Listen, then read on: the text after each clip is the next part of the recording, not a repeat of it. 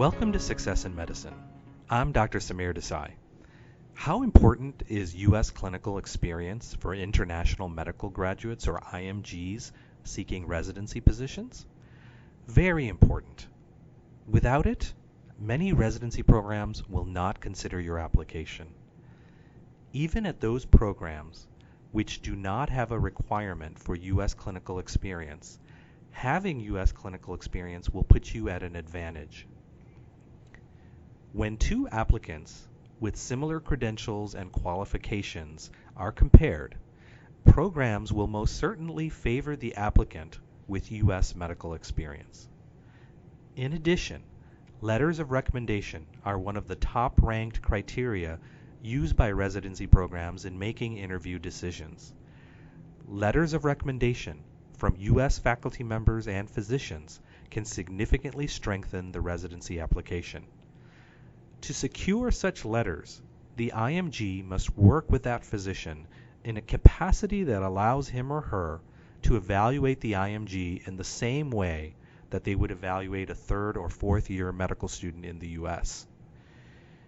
In terms of U.S. clinical experience, externships are preferred over observerships. Externships are known as hands-on U.S. clinical experiences. Observerships, on the other hand, are not hands-on, but they too can have value for the IMG. The American Medical Association defines an observership as, and I quote, a structured opportunity for an IMG to observe clinical practice in a variety of healthcare settings under the guidance of a physician mentor and to learn about the general structure, characteristics, and financing of healthcare delivery in the U.S. Knowing the importance of U.S. clinical experience, IMGs work hard to identify these opportunities. The process is challenging and time-consuming, not to mention frustrating for many applicants. In this episode of the Success in Medicine podcast, I'm excited to have with me Veena Sampatkumar. Veena is an IMG who, following graduation from medical school, was able to identify and complete multiple observerships and externships in the U.S. She joins us today to provide us with insight and guidance on how to find these opportunities. Veena, thank you for being our guest on the Success in Medicine podcast. I want to start by having you tell us a little bit about yourself.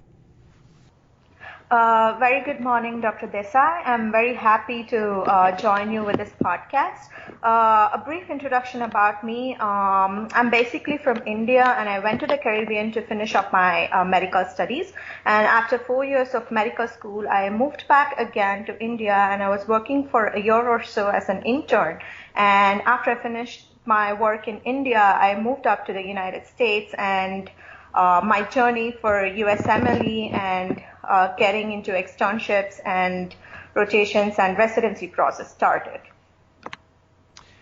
Veena, you were able to arrange your first externship in the U.S. within just a few months of moving here.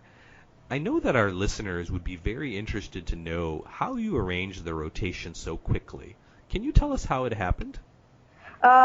Yes, so after coming here to the United States and having decided to pursue residency, I know that the first thing that I wanted to do was to get to know the system well. I wanted to do this first because I noticed a lot of difference in terms of the patient population, the diseases that I see, not only in the Caribbean but also in India. So there was a vast difference. So when I came to the United States, I wanted to first know the community and know the people and what are the most common presentations that they had. So I wanted to learn that first. And so what's more important for this is to do rotations.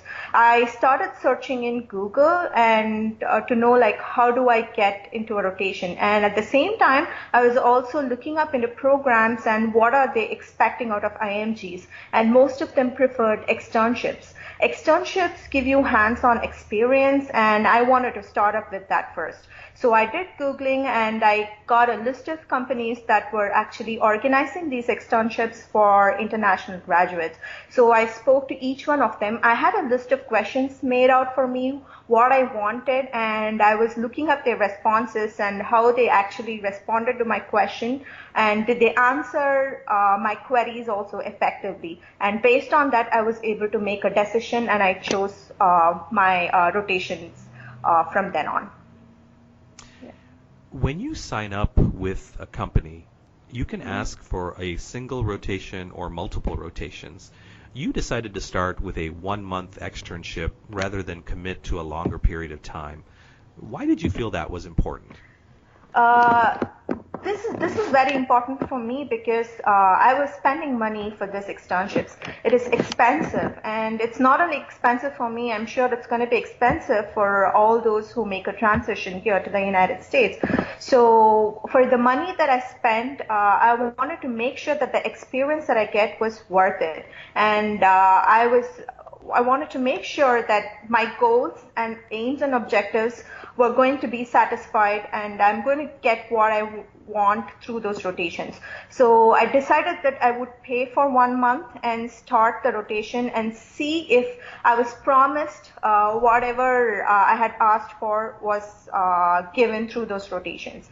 And I started with one, and I was satisfied with what I got, and it was pretty genuine. And then I decided to continue further with multiple rotations with the same organization. So given the expense involved, IMGs understandably want to know the details of the clinical experience before signing up. What type of questions do you think it's important to ask these companies about the rotation? Like I said, externships are more hands-on, right? So that means you should be able to interact with the patient. You should be able to do a history. You should be able to do a physical exam, and then go talk to your preceptor, present it to them, have a meaningful discussion, and then learn what you have missed out and how can you further improve. So that communication and interaction was the first thing that I aimed for. So when I talked to these people who were promising the rotations, I wanted to make sure that I was able to do the history and physical, and that was the prime aim that I had. And secondly, it's very important that you go there and you get the same day experience over the entire duration. It should not, I do not want an experience where we were there, like it was fine for the first couple of days, and then over a period of time you're not going to get what you need. So I wanted that continuum, and I wanted that stability. And the third thing is like LORs. These are very important. At the end of the day, how do you tell a residency program that you do have the good experience that the program actually values upon? So the LOR is what that speaks about you, and personally you will get an opportunity to work with a US physician. So you get a genuine letter from a US physician. So I was pretty particular that I would be able to get an LOR from the physician. So these were the three main important questions that I had, and I asked each of these programs. And apart from that, I'm coming from a different country, and I want to stay in a place that is going to help me move freely, and I do not know driving in my case. So I wanted to make sure that I was in a safe community, and access to the clinic or the outpatient setting or whatever, the clinical setting is going to be easier, and I should not be having issues because of those, because I'm new to the country and new to the community. So I also made sure that I was able to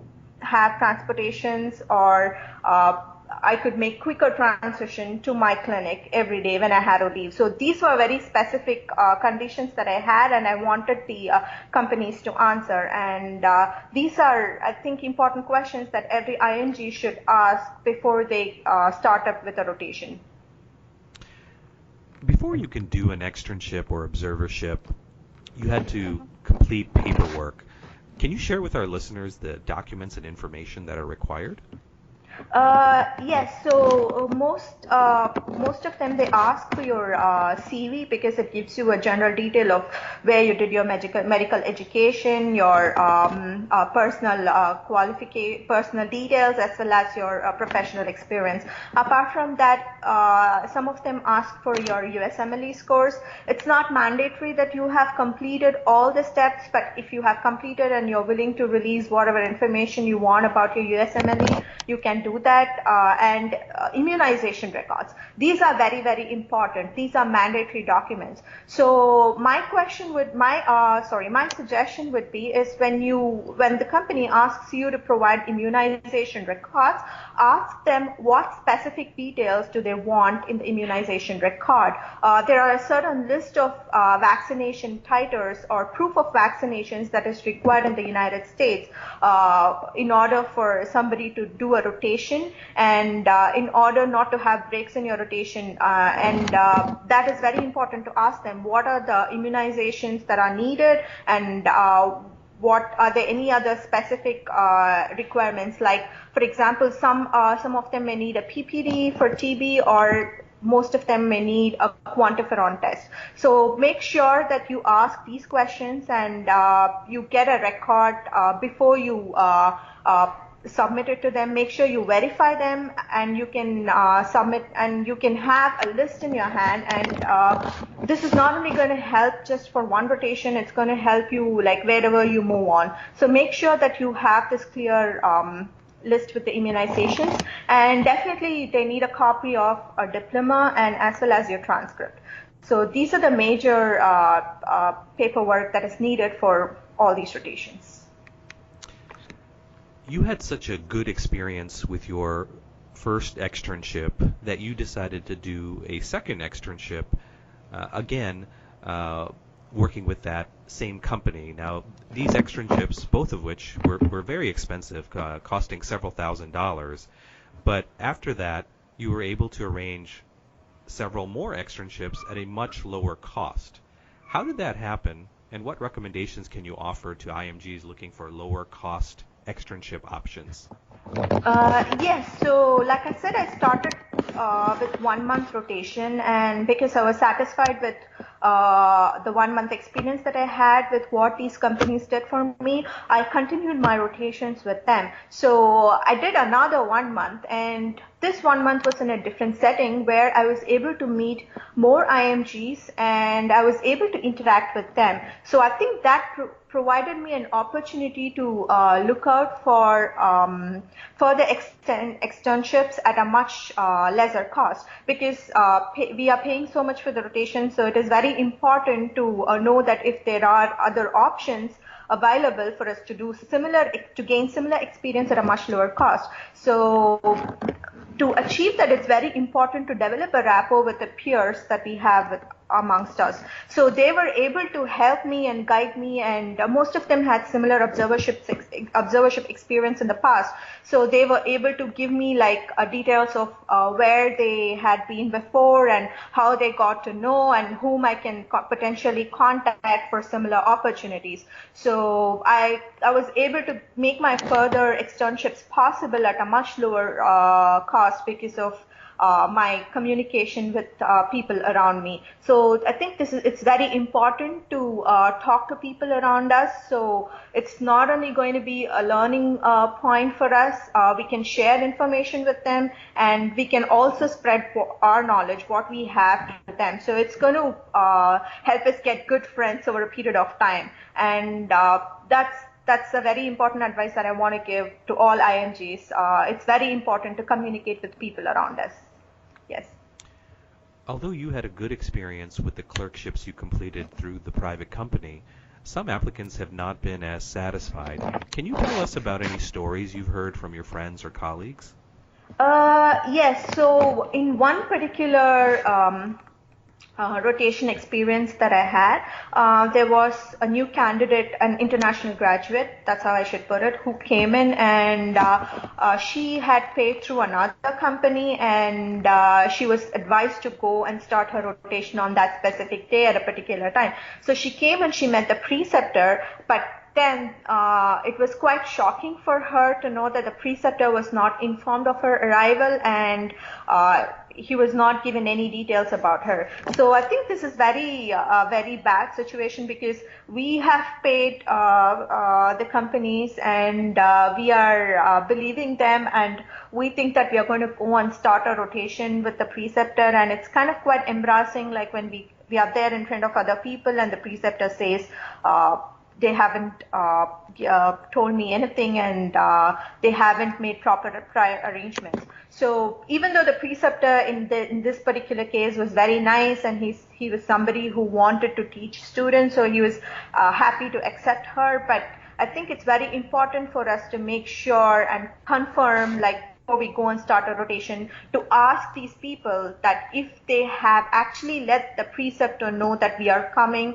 on so-and-so date at so-and-so time, because it's very important. Sometimes they actually miss it and they don't let the preceptor know, and we are at the end of the day in a very bad and awkward position. So, and in a way it also helps us to confirm our rotation, and like we can go and start without any inhibitions. So make sure before you go and start, talk to those people and find out that if they have let the preceptor know that you're going to be arriving on that particular day. So it's very important. Yes. That's great advice. And I also want to talk about the Neurology Observership that you completed at a university program in the Midwest. Tell us how you learned about this opportunity and what the experience was like. So over a period of time, all my experiences were externships and externships and externships, and most of them were in outpatient clinic, even though most of these outpatient clinics were affiliated with teaching hospitals, which also had residency program. So at one point of time, all my experiences had been only in the outpatient setting. Now I wanted to move into an inpatient setting, and I know that it is very hard as an international graduate to get an inpatient externship opportunity. So I started talking to my preceptors with whom I had been doing all these rotations, and one of them actually advised me to go for observership. He said that even though observerships have their own limitations, they are going to be in university setting, and even though we don't get to do the history and physical, we can actually go for rounds in an inpatient setting and know what inpatient management is all about and what do we have to learn in an inpatient setting. So that's how I decided to do an observership, and I started looking out. Again, this was a Google search, and when you do Google search, you can get a list of universities which actually offer observerships. It's very explicit in their website, and you can go in and you can see what are their requirements, and you can apply and you can start from there. So that's how I did my neurology observership. Yeah. IMGs hope to secure strong letters of recommendation from their U.S. clinical experiences. How can IMGs impress during these rotations? Yes, so LORs are very important. So it's equally important that you make the preceptor write about you. So what that means is you have to show yourself the preceptor. Only then the preceptor will also be interested in highlighting your personal qualities and let another person know like who you are, what you can do, and what are your capabilities. This is very important because when you apply for residency programs, you're going to apply to multiple programs, and so many people are going to take a look at your application and they all don't know you. So it's your letter of recommendation from somebody who knows you is going to speak there. So for that, you have to first make sure that you show yourself to the preceptor with whom you're working. So show your interest. The first thing is you have to let them know that you have an interest to learn. And you have to be very honest there, because when you don't know something, just tell them you don't know and you're willing to learn and ask them how to learn. So most preceptors are very interested when you're honest and you show that eagerness. And the second thing is do presentations. like do your history, present it to the preceptor. After you have the discussion, you take a topic for the day, you read about it, and you come up to the next day and you present it to the preceptor. And that way he's going to tell you like what mistakes you have made and in which way you are also correct. And you can also do PowerPoint presentations. You can select a certain topic and you can learn from that. And I think I had a very good learning point through these PowerPoint presentations, because in one of my rotations I did a PowerPoint presentations, and that's when I got introduced to this topic of evidence-based medicine. I think this is a very big concept that is being practiced in the United States. As an international graduate, we should know that. We should not stop just with book treatment. We have to learn a lot about research articles, what is happening with the current treatment this day, and we have to learn that. We have to learn the process of thinking in that way. And I think I got to know this only by doing presentations during these rotations with my preceptor. And when you show yourself and this is who you are, and when you're very genuine, I think the preceptors will be able to know you better, and it's going to give a honest impression of yourself, and they're going to put that in the letter. So your letter will not be a very generic one, but a very specific one, and talk about you to someone who doesn't know you. And this is very important for all IMGs to know before they start a rotation. And this is how I think you can get a good letter of recommendation. So staying on this point of getting good letters of recommendation, I want to talk about IMGs performing observerships. So IMGs performing observerships are concerned that the nature of their rotation experience, the fact that it's not hands-on, will limit their ability to get strong letters of recommendation. What advice can you offer to these applicants? Yes, observerships give you this major limitation of not doing a history and physical. But if you keep that to one side, there are a list of advantages that you have with an observership. So the first thing, like I said, is most of these observerships are a university program. And when you're an observer, you not only rotate in an in an outpatient setting, you also get a chance to be in an inpatient setting. And the second thing is, when you are in an observership, you get a chance to develop a rapport or meet not only different preceptors, but also residents and medical students. When you talk with residents, you get a different learning point, because you get to know what residency is all about, what exactly the training is when you talk to the residents, because they are going through the training, and they will be able to explain their system much better than somebody like who is not into the system. So you have that advantage. And you have access definitely to electronic medical record, even though you cannot talk to patient. So from the electronic medical record, it will be a read-only access, but you can definitely know about the patient, what they have, what diagnosis they have, and what have you learned from that. So you can take things from the electronic record, and you have a chance of developing or starting a conversation with the preceptor or with the residents. So that's going to give you another platform, and you show yourself to them. And another thing is, most of these preceptors at university program, they are involved in research. They do so much of research that it is another opportunity to involve yourself and show your interest in learning something new. So that's what I did. So observerships definitely give you these opportunities. They open door for so many other things that you actually don't get as an externship. So while some preceptors do have research opportunities during externships, but it's very competitive. But you have this opportunity a lot more when you go into an observership program, because it's a university setting and it's a large area where so much research is going on. So you will definitely have an opportunity there. And Finally, I would say that once they get to know you, you can still do a history. So you can be with medical students and you can still do a history and present it to the preceptor, even if you don't get the chance to do a physical exam. So in my point of view, even though observership has its own limitation, it has all these list of advantages, and an IMG can make use of it. And this is definitely going to help you secure a good LOR, even in an observership setting. Veena, thank you so much for this look into the world of observerships and externships in the U.S. Your experience and knowledge are sure to be of great help to those IMGs that come after you in this process. Best of luck in the future, and I hope that I can have you on as a guest again in the future. Thank you, Dr. Desai. Thank you for giving me this opportunity to share my experience, and I hope I'm able to help IMGs who are in the same journey as me. Yeah, thank you. This has been great, Veena, and I think that our listeners who process all of this great advice and recommendations that you have offered will really be set up to have a good experience, not just finding observership and externship opportunities, but making the most of these experiences. So I thank you very, very much.